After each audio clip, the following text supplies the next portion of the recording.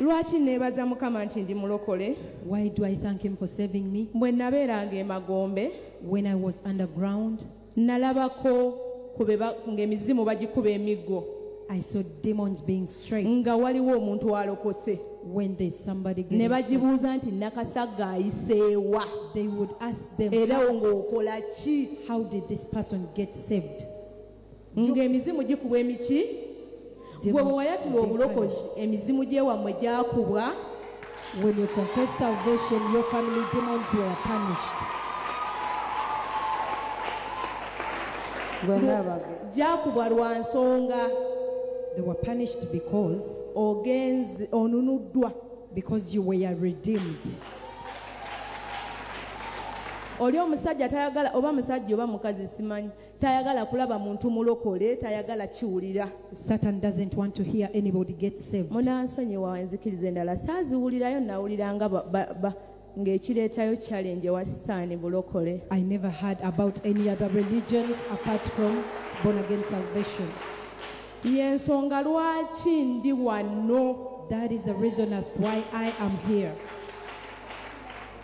Yesu yeebazibwe. Praise Jesus. So kyeneebaliza Mukama I thank God. nti waliwo emizimu egyakubwanga ndokose, There are demons that were punished when I got saved. ate egyange tegyakubwa, And koolo tegyanywa na ku musaayi, that day they did kuba nze not nali shed muweereza blood. mulungi ewa Lusifa. Because I was a good Banaye nga servant to ngondera Satan. amateeka ab'oluganda, I was so nga obedient to the ngoberera devil. ennono, I followed the era nga principles. buli mwaka And every year nga nzira ewa Lusifa I would go back to the devil. nennyuwalinga endagaano yange. I would go back and renew my Ne covenant Lucifer. with the devil. Abooluganda Brethren, nga sinnayanjuluza bujulizi, before bambi komawo ewa Mukama oddemu olinyuwalinga endagaano. I Kikulu. testify, please come back and renew your covenant. Gaalo ono yali agenti w'amabaala, teyali wa kyaki. Saali wa kyaki, She wasn't an naye agent in nalaba church. ng'aba kyaki, Naye wuliriza kyakugambye. kuba twatuulanga wamu. Kaakati yagambye bali ab'amadiini tebaaliyo.